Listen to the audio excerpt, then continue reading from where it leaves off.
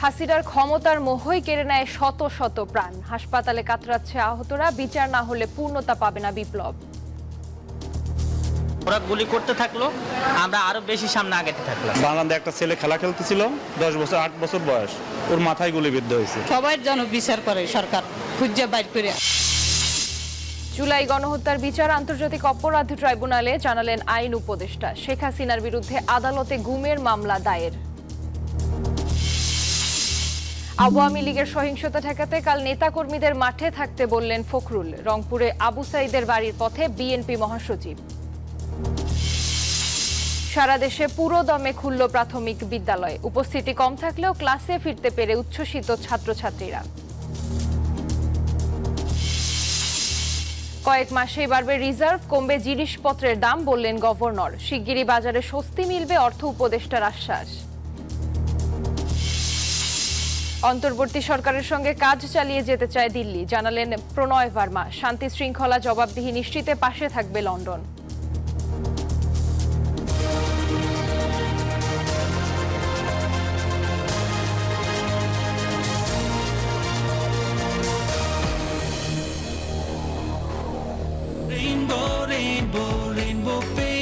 Rainbow Paints, the color of joy. স্বাগত news 24 দুপুরের সংবাদে। সঙ্গে আছি আমি জান্নাতুল ফেরদৌস রুবা। দেখছিলেন বসুন্ধরা টি সংবাদ শিরোনাম। শব্দের আরেক নাম, একদম ইউনিক স্ট্রাকচারাল ডিজাইনের কসমিক ডোম। এর ওয়াল থিকনেস ও রিপ থিকনেস বেশি থাকা, থেকে 50 বছরেরও বেশি। কসমিক ডোম, নিশ্চিন্তে 50 বছর। এবার বিস্তারিত। স্বৈরাচারী হাসিনার ক্ষমতার মোহ যেমন কেড়ে নিয়েছে অনেক আন্দোলনকারীর প্রাণ, তেমনি বিক্ষোভের সংগ্রামে গুরুতর আহত অনেকের জীবনে নেমে এসেছে ঘোর অন্ধকার। হাসপাতালের বিছানায় তাদের দিন কাটছে মৃত্যুর সাথে পাঞ্জা লড়ে। অবর্ণনীয় যন্ত্রণা সহ্য করে তারা বলছেন, নারকীয় হত্যাকাণ্ডে জড়িতদের শাস্তি নিশ্চিত করতে পারলেই পরিপূর্ণতা পাবে এই বিপ্লব। বিস্তারিত জানাচ্ছেন শফিকুজ্জামান রুবেল। প্রতিটি হসপিটালের চিত্র এখন এমন। বৈষম্য বিরোধী ছাত্র আন্দোলন গণ অভ্যুত্থানের রূপ নিয়ে বিজয় ছিনিয়ে এনেছে ঠিকই, কিন্তু ওর পেছনের গল্প অত্যন্ত ভয়ঙ্কর। কেউ জীবন দিয়েছেন, কেউ পরিবারের সদস্য হারিয়েছেন, কেউ এখন জীবন মৃত্যুর সাথে লড়ে যাচ্ছেন প্রতিনিয়ত। ইয়াসিন সরকার বাবু শরীরে গুলি খেয়েছেন 2টি, রাবার বুলেটের চিহ্ন অনেক। বৈষম্য বিরোধী ছাত্র আন্দোলনে যাত্রাবাড়িতে গুলিবিদ্ধ হন দনিয়া কলেজের এই শিক্ষার্থী। নির্দয় এক টার্গেট কিলিং এর বর্ণনাও দিলেন নিজেই। আমি যাত্রাবাড়ি থানার সামনে ছিলাম, তো এখানে পুলিশ হঠাৎ গোলাগুলি শুরু করছে। তো আমি আবার ওই গণভবনের দিকে যাওয়ার পথে পুলিশ আমাদের অনেক গুলি করে। তো গুলি করার পর আমরা প্রথমে সামনে যাই নাই, পরে যখন সামনে যাওয়া ধরছি, আমাদের অর্ধেক গ্রুপ পার হয়ে গেছে, আর অর্ধেক গ্রুপে ওরা গুলি করা শুরু করছে। একই গল্প এইচএসসি পরীক্ষার্থী হাবিবুল্লাহ জুবায়েরের। পরীক্ষা বন্ধ, তাই গিয়েছিলেন গ্রামে।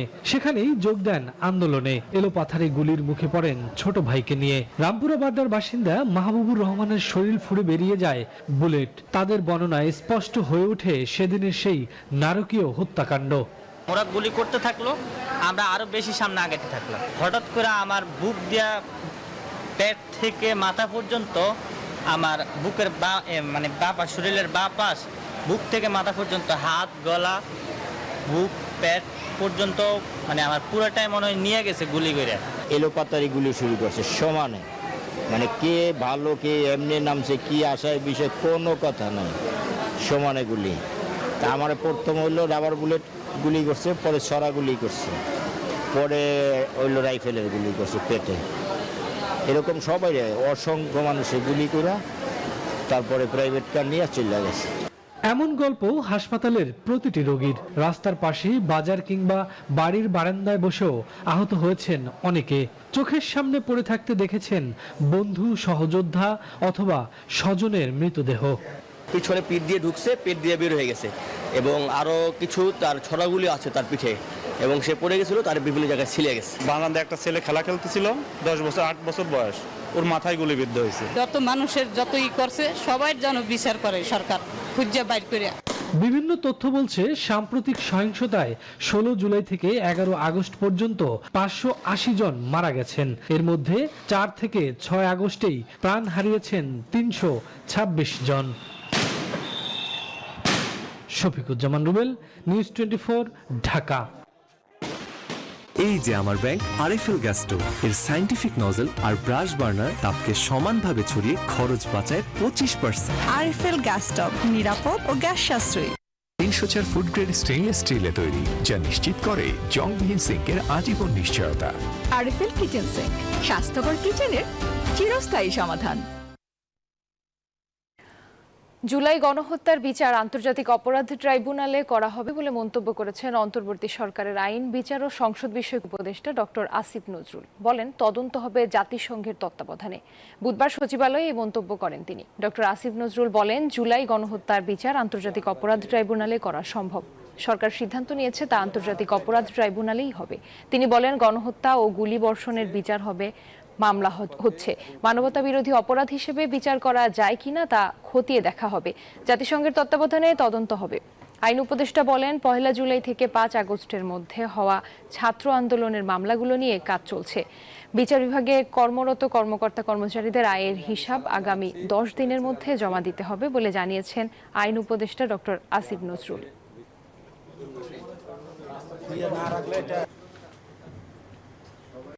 পুলিশ ছাত্রলীগের অপরাধ দেখলে তো হবে না। যাদের কমান্ড ছিল, যাদের আদেশ নির্দেশে তারা করেছে, সে সর্বোচ্চ পর্যায়ে ব্যক্তিও যদি হয়, সেটাও এই আইনের আওতায় বিচার করা সম্ভব। আন্তর্জাতিক অপরাধ ট্রাইব্যুনালে ওনাদের বিচারের জন্য এই আইনের অধীনে এই হত্যাকাণ্ডের সাথে জড়িত ব্যক্তিরা এবং যারা আদেশ দিয়েছেন, বিভিন্নভাবে সহযোগিতা করেছেন, তাদের সকলকে বিচারের আওতায় আনা সম্ভব। বিজলি কেবলস যে কোনো স্থাপনার বৈদ্যুতিক সংযোগকে রাখে নিরাপদ। এর স্কিন কোটেড ইনসুলেশন সম্পূর্ণ ফায়ার রিটার্ডেন্ট, তাই বিজলি কেবলস নিজেই নিজেকে নেভায়। বিজলি কেবলস, নিরাপদ আজীবন। গোয়েন্দা হেফাজতে আছেন সাবেক আইনমন্ত্রী আনিসুল হক ও সাবেক প্রধানমন্ত্রী শেখ হাসিনার বেসরকারি শিল্প ও বিনিয়োগ উপদেষ্টা সালমান এফ রহমান। আজই আদালতে তোলা হতে পারে তাদের। ডিএমপি কমিশনার মোহাম্মদ মাইনুল হাসান জানান, রাজধানীর নিউ মার্কেট থানার একটি মামলায় এই দুইজনকে গ্রেফতার করা হয়েছে। তাদের বিরুদ্ধে এ বিষয়ে বিস্তারিত জানাতে নিম্ন আদালত থেকে যোগ দিচ্ছেন আমাদের সহকর্মী মাহমুদুল হাসান। মাহমুদ, আদালতে কখন আনা হবে সাবেক মন্ত্রী আনিসুল হক এবং সাবেক উপদেষ্টা সালমান এফ রহমানকে?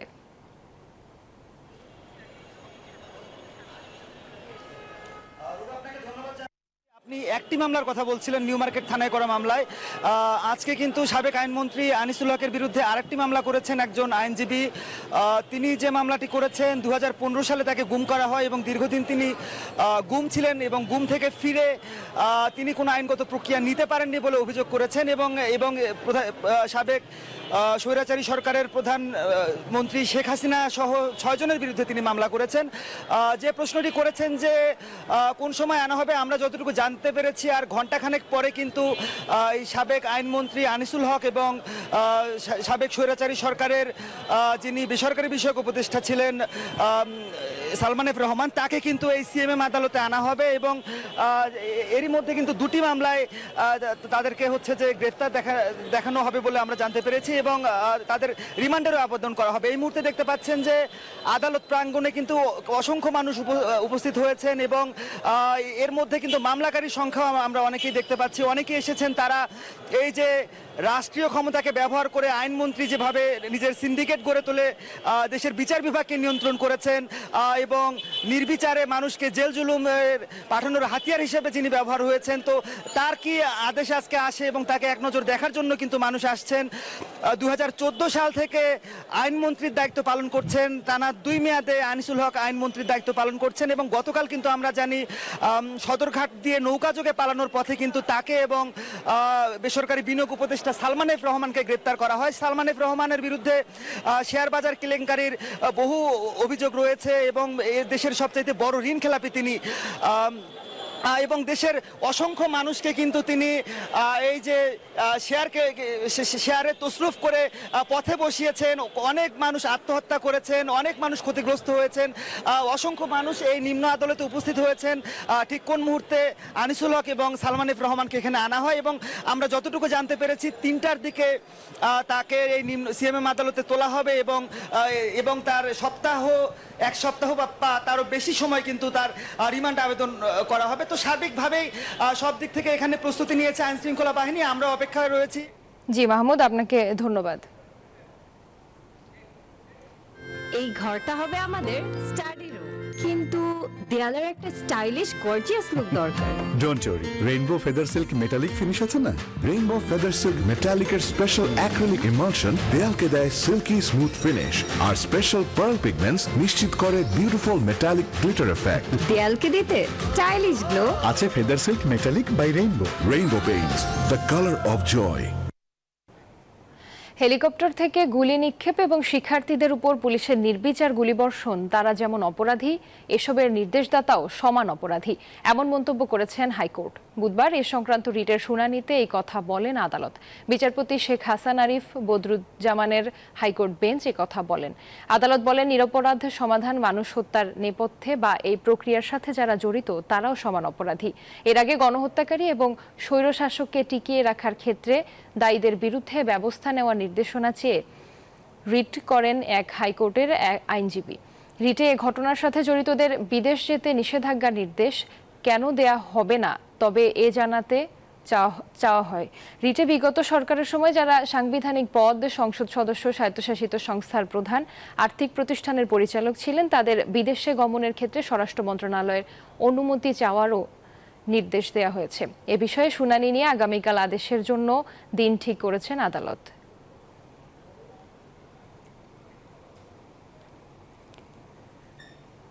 এ বিষয়ে বিস্তারিত জানাতে উচ্চ আদালত থেকে যোগ দিচ্ছেন আমাদের সহকর্মী হাবিবুল ইসলাম। হাবিব, আন্দোলনে নির্বিচারে গুলিবর্ষণ, সেই সাথে এলোপাতারি গুলিতে শিশু নিহতের ঘটনায় হাইকোর্ট আর কি বলছে এ বিষয়ে?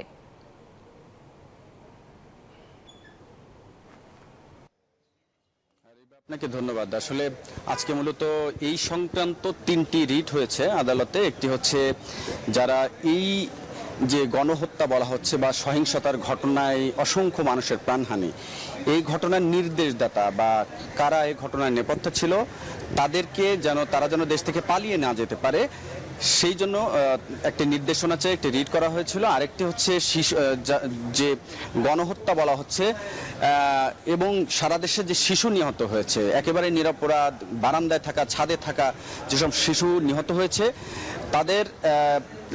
তাদের এই ঘটনাকে তদন্তের জন্য একটি বিচার বিভাগীয় তদন্ত এবং ক্ষতিপূরণ চেয়ে, প্রত্যেককে 1 কোটি টাকা ক্ষতিপূরণ চেয়ে একটি রিট করা হয়েছে।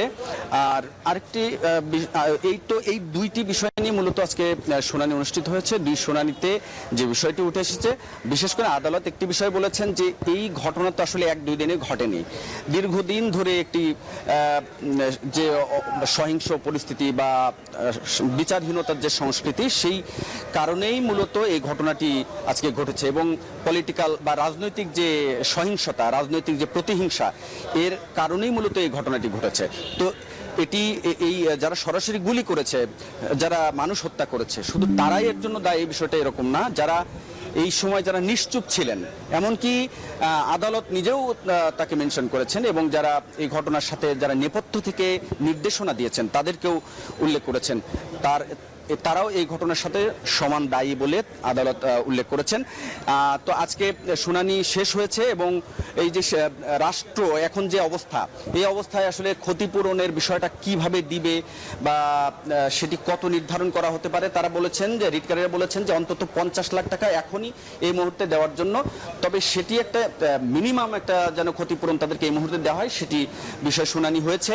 আর এই ঘটনাটি আসলে গণহত্যা কি না, এই সংজ্ঞায় পড়ে কিনা, সে বিষয়টিও কিন্তু আলোচনায় সেটিও খতিয়ে দেখা হচ্ছে। হাবিব, আপনাকে ধন্যবাদ।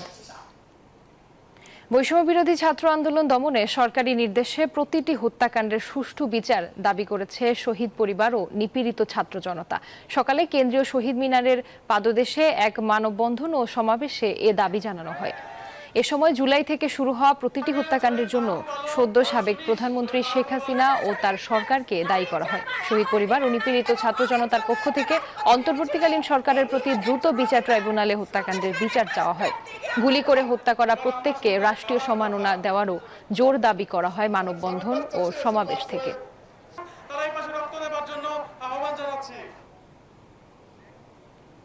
গুম, খুন ও গণহত্যার দায়ে শেখ হাসিনার বিচারের দাবিতে রাজধানীতে বিক্ষোভ মিছিল করেছে যুবদল ও বিএনপির নেতাকর্মীরা।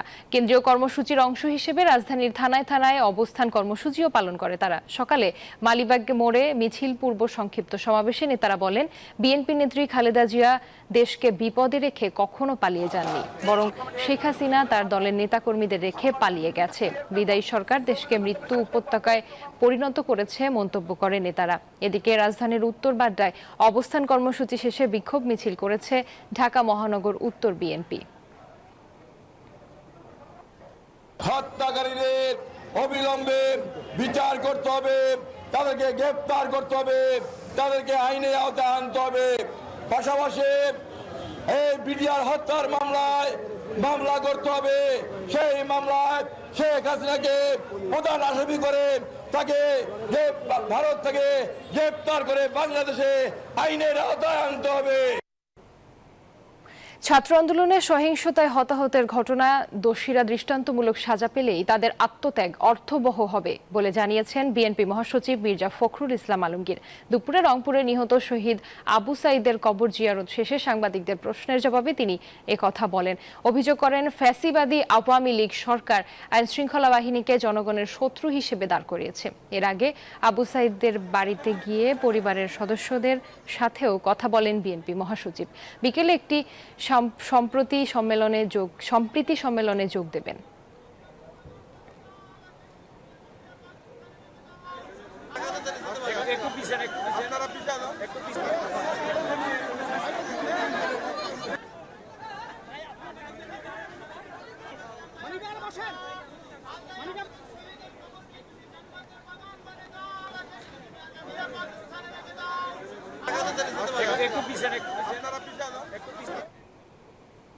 এর আগে নীলফামারীর সৈয়দপুরের নেতাকর্মীদের উদ্দেশ্যে বিএনপি মহাসচিব বলেন, 14 ও 15 তারিখ আওয়ামী লীগ যাতে কোনো ধরনের সহিংসতা করতে না পারে, তাই সবাইকে মাঠে থাকতে হবে।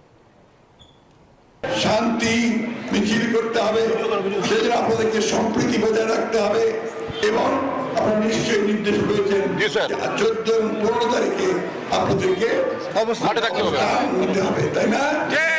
সেই অবস্থান নেবেন সর্বশক্তি দিয়ে। আমি এই চেয়ারে বসবো না।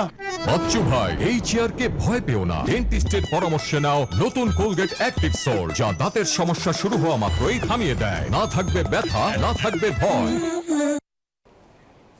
নিউজ 24 দুপুরের সংবাদে নিচ্ছে একটি বিরতি, সাথেই থাকুন।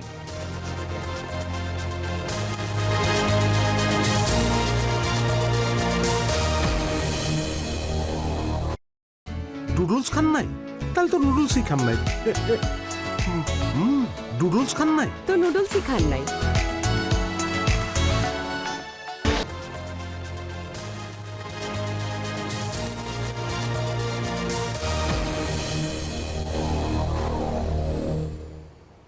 স্বাগত আরেকবার নিউজ 24 দুপুরের সংবাদে।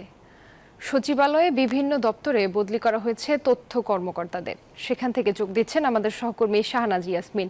ইয়াসমিন, তথ্য কর্মকর্তাদের বদলির বিষয়ে বিস্তারিত জানাবেন, কি উদ্দেশ্যে তাদের বদলি করা হয়েছে?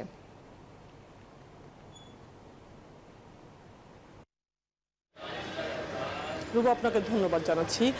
আমরা জানি যে গত 5 আগস্ট সাবেক প্রধানমন্ত্রী শেখ হাসিনার পদত্যাগের পর 3 দিন পর অন্তর্বর্তীকালীন সরকার গঠন করা হয় ডক্টর মোহাম্মদ ইউনূসের নেতৃত্বে। তিনি প্রধান উপদেষ্টা সহ 17 সদস্যের অন্তর্বর্তী সরকার গঠন করা হয়েছে এবং যারা 8 আগস্ট শপথ নিয়েছিলেন এবং ঠিক এরপরে শুক্রবার শনিবার ছিল এই 2 দিনও তারা ছুটির দিনও তারা অফিস করেছিলেন। রোববার থেকে আনুষ্ঠানিকভাবে সচিবালয় অফিস শুরু হয়েছে এবং সেদিন থেকে আসলে আমরা দেখতে পাচ্ছিলাম যে যারা পিআরও যেখানে আছেন, শুধু পিআরও না, সব কর্মকর্তা কর্মচারীদের মধ্যে একটা অনিশ্চয়তা, একটা ভয় কাজ করেছিল যে আসলে কি হচ্ছে। কারণ গত 5 বছর ছিল রাজনৈতিক সরকার, তার আগেও গত টানা 15 বছর রাজনৈতিক সরকারের অধীনে কাজ করেছে। এরপর এখন এক অন্তর্বর্তীকালীন সরকার শুরু হয়েছে। এখন তারা যে মন্ত্রণালয়ে যারা আছেন তারা থাকবেন কি থাকবেন না, কোথায় যাবেন, এগুলো নিয়ে একটা অনিশ্চয়তা ছিলই। এবং গতকালকে এবং আমরা দেখেছি যে এর মধ্যে যারা যে মন্ত্রণালয়ে ছিলেন তারা কাজ করেছেন, কিন্তু রোববারই একটি আদেশ হয়েছিল 42 জন পিআরওকে পিআইডি তথ্য অধিদপ্তরে সেখানে আবার ফেরত পাঠানো হয়েছে। তারা পিআইডির অধীনেই আসলে কাজ করে। তো তাদেরকে ফেরত পাঠানোর পরও যারা পিআরও ছিলেন তারা মন্ত্রণালয়ে কাজ করেছেন, উপদেষ্টাদের খবর দিয়েছে সাংবাদিকদের। তো তো এরপর পুরো প্রক্রিয়াটি তথ্য সচিব তিনি আসলে কাজ করছিলেন যে নতুন করে পিআরওদেরকে রদবদল করা হবে, যেই মন্ত্রণালয় আছে সেখানে থাকবে কিনা, যেহেতু একেবারে একটি নোটিশ করে তথ্য অধিদপ্তর তাদেরকে ফিরিয়ে দেওয়া হয়েছে। তারপর গতকালকে তথ্য মন্ত্রণালয়ের সচিব এই কাজটি তথ্য অধিদপ্তরে পাঠিয়েছে, তারা যাতে করে পিআইওর নেতৃত্বে যারা 2-3 জন টিম কাজ করেছে। এবং আজকে সকালে একটি অর্ডার হয়েছে যে 13 জন পিআরওকে, তারা আছে অনেকে আগের মন্ত্রণালয়ে আছে, কয়েকজনকে এদিক ওদিক সরানো হয়েছে, কিন্তু পিআরওরা ছিল।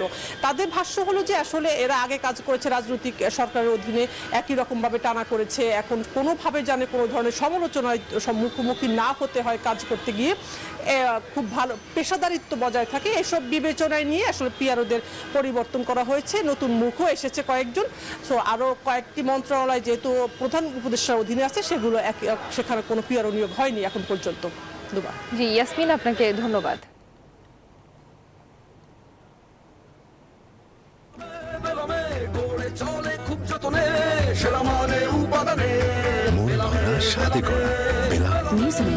Excellence in quality. প্রায় 1 মাস বন্ধ থাকার পর দেশের সব প্রাথমিক বিদ্যালয়ে পুরোদমে ক্লাস শুরু হয়েছে, যদিও শিক্ষার্থীদের উপস্থিতি কম। দীর্ঘদিন পর যারা ক্লাসে ফিরেছেন তাদের উচ্ছ্বাসের শেষ নেই। অভিভাবকেরা বলছেন এখনও নিরাপত্তা নিয়ে শঙ্কায় আছেন তারা। শিগগিরই পুরোদমে শিক্ষা কার্যক্রম শুরু হবে বলে আশা শিক্ষকদের। প্রতিনিধিদের পাঠানো তথ্য ছবিতে ডেস্ক রিপোর্ট। ক্ষুদে শিক্ষার্থীদের কলকাকলিতে ফের মুখর বিদ্যালয় আঙিনা। মাসখানেক পর পুরো দমে শুরু হয়েছে শিক্ষা প্রতিষ্ঠানের কার্যক্রম। মঙ্গলবার সকাল থেকেই অভিভাবকদের হাত ধরে জ্ঞানের আঙিনায় এসেছেন শিক্ষার্থীরা। দীর্ঘদিন পর ক্লাসে ফিরতে পেরে উচ্ছ্বাসের শেষ নেই তাদের। বন্ধুদের সাথে দেখা হয়েছে, অনেক ভালো লাগতেছে। স্যার ম্যাডামের সাথে দেখা হচ্ছে, আমার সব বন্ধু বান্ধবের সাথে দেখা হচ্ছে, যাতায়াত হচ্ছে, কথাবার্তা হচ্ছে। ধীরে ধীরে জনজীবনে স্বস্তি ফিরলেও অভিভাবকদের মনে শঙ্কা কাটেনি পুরোপুরি। শিক্ষা প্রতিষ্ঠান চিরচেনা চেহারায় ফেরার অপেক্ষায় তারা। সবকিছু ঠিক আছে, এখন ক্লাসগুলো হলে ভালোই হয় আমার বাচ্চার পক্ষে। সবগুলো খাতাতে লিখতে হবে, হোমওয়ার্ক দেবে, সবকিছু দিবে, তাহলে আমার খুব ভালো লাগে। শিক্ষকরা বলছেন বিদ্যালয় খোলা থাকলেও শিক্ষার্থীদের উপস্থিতি কম। পরিস্থিতি পুরোপুরি স্বাভাবিক হলে উপস্থিতি বাড়বে বলে আশা তাদের। উপস্থিতিটা কম, তবে আমরা আশা করছি বাড়বে প্রতিদিনই। যেমন আজকে থেকে বেশি একটু উপস্থিতি বেড়েছে, আগামীকাল বা পরের সপ্তাহে আশা করছি বাড়বে। কিছু ছাত্র আসা শুরু করেছে, ওই ভীতিটা এখনো কাটেনি। আশা করি ভীতি কাটতে 2-1 দিন লাগবে, আগামী সপ্তাহ থেকে স্বাভাবিক হয়ে যাবে আশা করা যায়। বৈষম্য বিরোধী ছাত্র আন্দোলনের কারণে 17 জুলাই থেকে প্রাথমিক বিদ্যালয়ে অনির্দিষ্টকালের জন্য বন্ধ ঘোষণা করা হয়। মঙ্গলবার প্রাথমিক ও গণশিক্ষা মন্ত্রণালয় থেকে পাঠানো এক চিঠিতে সব জেলা উপজেলা কর্মকর্তাদের কার্যক্রম শুরুর নির্দেশনা দেয়া হয়। Desk report, news 24। এলো instant milk powder happy cow, যেমন সাশ্রয়ী তেমনি পুষ্টিগুণে ভরপুর। আর এটা নিউজিল্যান্ডের গরুর দুধ। হ্যাপি কাউ, গরুর দুধের স্বাদ সবাই পাক। সাইবার নিরাপত্তা আইন সহ সকল নির্বর্তনমূলক আইন বাতিল সহ 4 দফা জানিয়েছে ডিএসএ ভিকটিমস নেটওয়ার্ক। বুধবার দুপুরে জাতীয় প্রেস ক্লাবের সামনে মানববন্ধনে এ দাবি জানান ডিজিটাল নিরাপত্তা আইনে ভুক্তভোগী ব্যক্তিদের সংগঠনটি।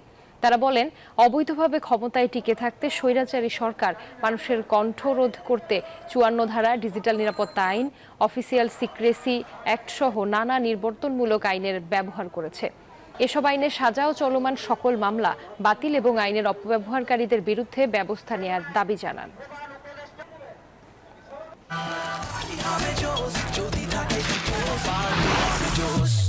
পাপরিকা আর মেক্সিকান মশলার মাইন্ড ব্লাস্টিং ফ্লেভারের ডিটোস পার্টি হবে জোস যদি থাকে ডিটোস। নিউজ 24 দুপুরের সংবাদে আবারও একটি বিরতি নিচ্ছি, সাথেই থাকুন।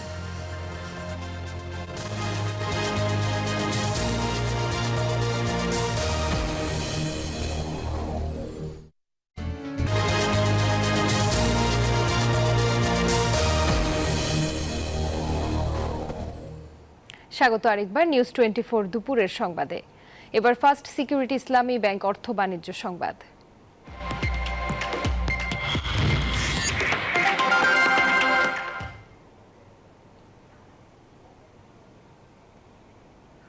নিত্যপণ্যের দাম রাতারাতি কমানো সম্ভব নয়, তবে চেষ্টা চলছে।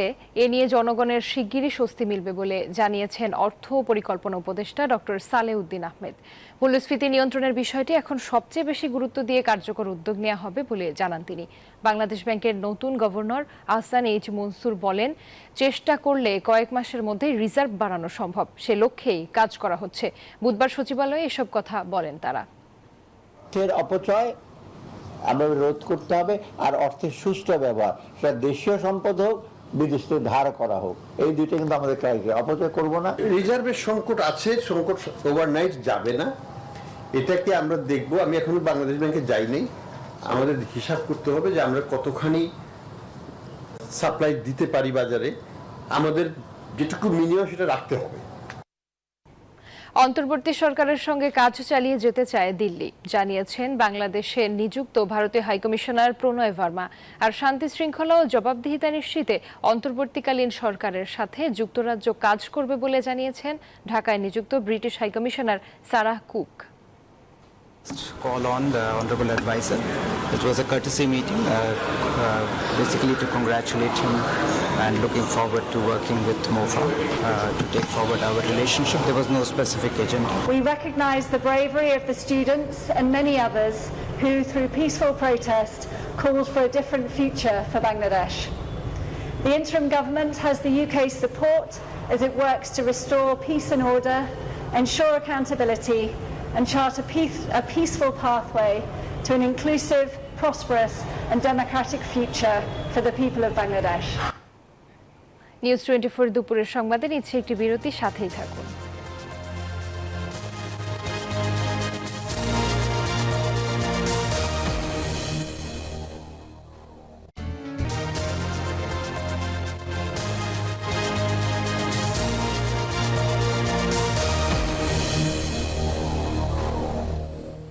স্বাগত আরেকবার নিউজ 24 দুপুরের সংবাদে। এবার খেলার সংবাদ।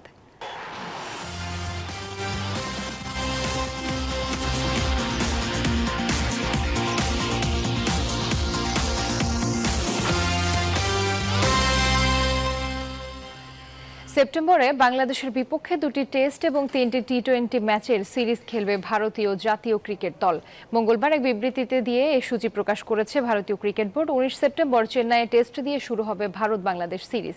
27 সেপ্টেম্বর কানপুরে হবে সিরিজের দ্বিতীয় টেস্ট ম্যাচ। এরপর 6 অক্টোবর গোয়ালিয়রের সিরিজের প্রথম টি-20, 9 অক্টোবর দিল্লিতে দ্বিতীয় টি-20 এবং শেষ টি-20 ম্যাচটি হায়দ্রাবাদে গড়াবে 12 অক্টোবর। এই ছিল নিউজ 24 দুপুরের সংবাদে। ধন্যবাদ।